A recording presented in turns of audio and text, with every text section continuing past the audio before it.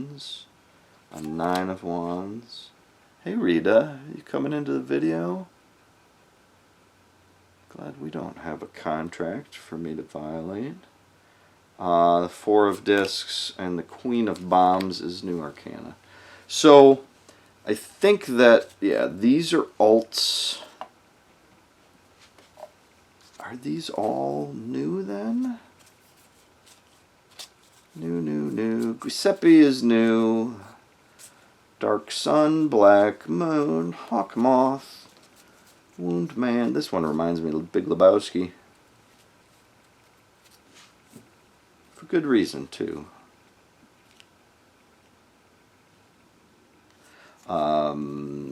Weird ass mystical shit. Okay, yeah. So these are like the new arcana, and then these are the foils that add on to those. I'll have to get them in order later. And then, so this is the main tarot deck, but if I take out 13, 1, 2, 3, 4, 5, 6, 7, 8, 9, 10, 11, 12, 13. That should be not the exact cards, but the number of cards that are duplicates. So I just wanted to get a visual representation there. So I'm pretty sure this is the core deck, 78 cards of the core deck. This is the alts, whether they are from the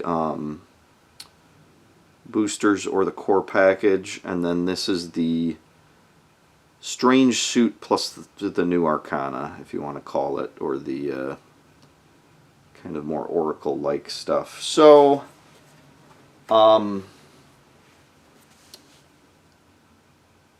yeah, I don't have a total here.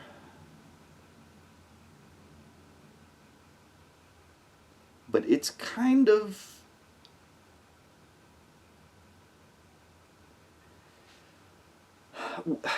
it's approximately, like the core box is like double what you would expect. Instead of 78 cards, I think it was about 133, if I remember right, maybe 131 or something.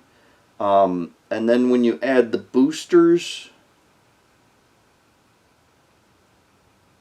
that's another basically 60 cards. And then if you add the blanks,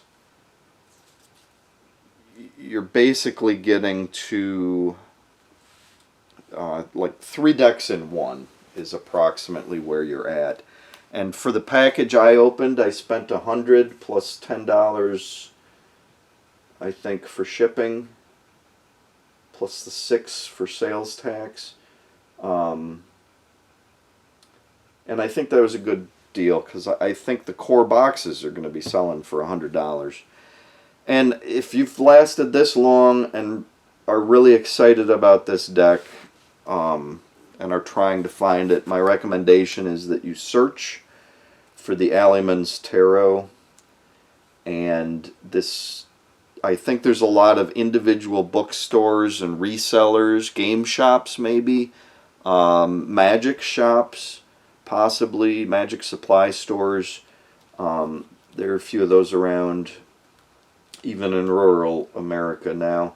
And I think, yeah, the challenge is going to be finding a good price.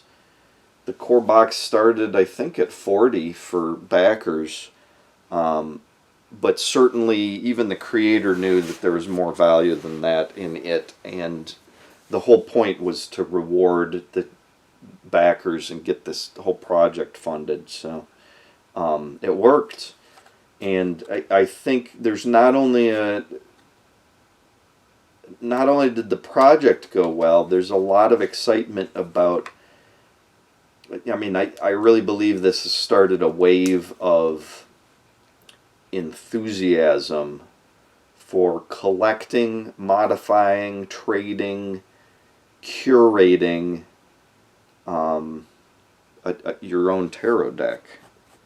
And I feel like before this Kickstarter, the major zeitgeist was that a tarot deck had like a spirit, and that you wouldn't want to break it up. That it's like an entity in itself, and that would be like disassembling an entity. But just the attitude in this book, and there's a lot of swear words, but just the attitude in this book of taking something and making it your own, making it work for you, making, yeah, it's just great. Love the project, love to support it, and if you're looking for it, I hope you can find it. I do think I have an extra deck now, but I don't think I'm going to sell it quickly. I think I'll sit on it for a year or two and see if my guesses are correct, that the value goes up. Because if I can sell it for $150 or something,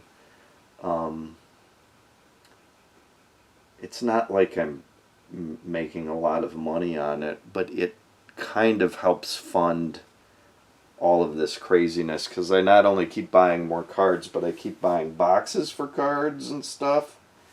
I bought this Deal or No Deal game that I don't even care about the game. It's probably garbage. It's probably like War or something. But I wanted this case. I'm going to convert this case to maybe hold my tarot deck. This already has fallen out, so I think it would be hilarious if you showed up to do a reading with like a,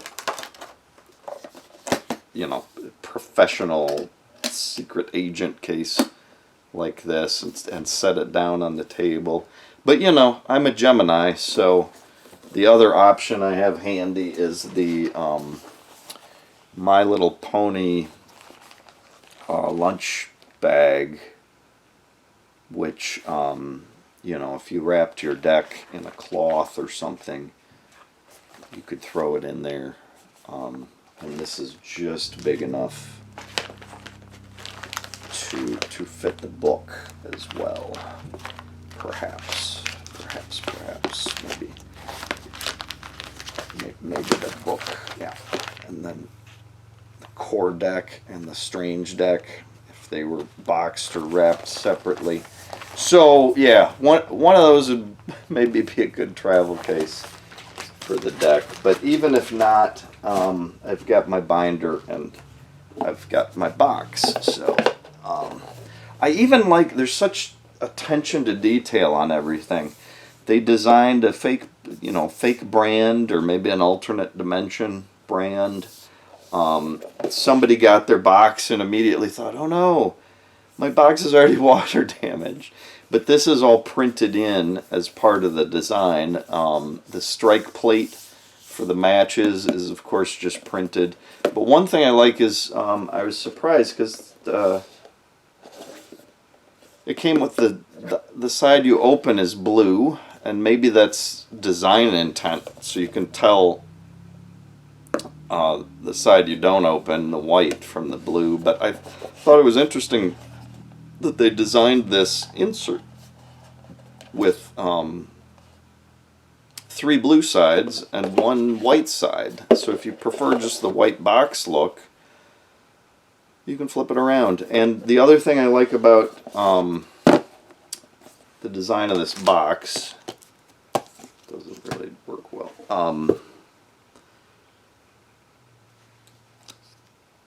Again, these fit pretty much exactly in, so if you want to store the box upright but your cards flat, you can just drop them in there. They're a little bit harder to get out because you have to do like the tip thing to get out. But if you're someone who likes, you know, handling, manipulating things, that just, you know, dropping them in the box, the cards will stay flat, and then when you want to tip them out, you can tip them out. What I think I'm going to do, at least short term, is have them vertically, which means they're shorter than the box, But that lets me use my dividers, which I've made just a little bit bigger than the cards. So I can put these in with the dividers, and that way I can separate my, my core deck from my strange deck, and I might have a third section where I am have alternate cards that I'm not currently shuffling in or whatever. I could also store notes in here. And I think for the gift boxes I'm sending, I'm going to do that. I'm going to find some like index cards. I think 3.5 by 5 just needs to be cut down vertically a little bit to work. And then they'll just slide in perfect. And Bob is your uncle.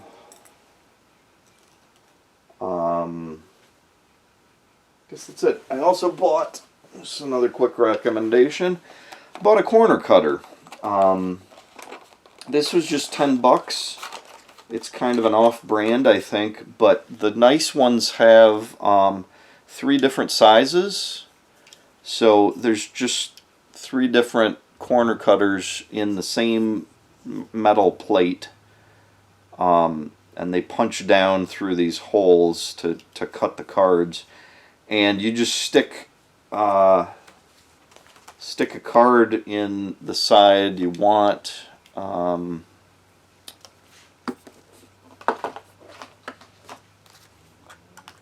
Stick the corner in, and push the button. And that's not a good example because it's plastic. But the divider card I did with that, which is now lost in here. Yep. So yeah.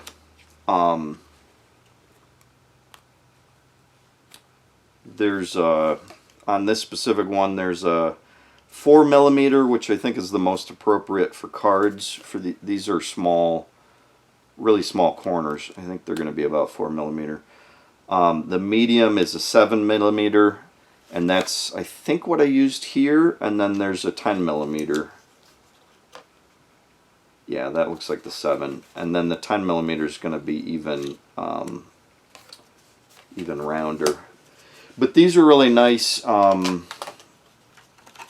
especially in coordination with like roller cutter or a cutting board. If you have a cutting board that keeps your angles 90 degrees, keeps all your angles at right angles, orthogonal, rectilinear, square. If you have something to cut them with that keeps all the corners square, then this means you just insert the corner and you can rely on consistent cut corners. So anyways, that's a video. How long did it? I'm always talking longer than I want. 47 minutes. Insert catchphrase here.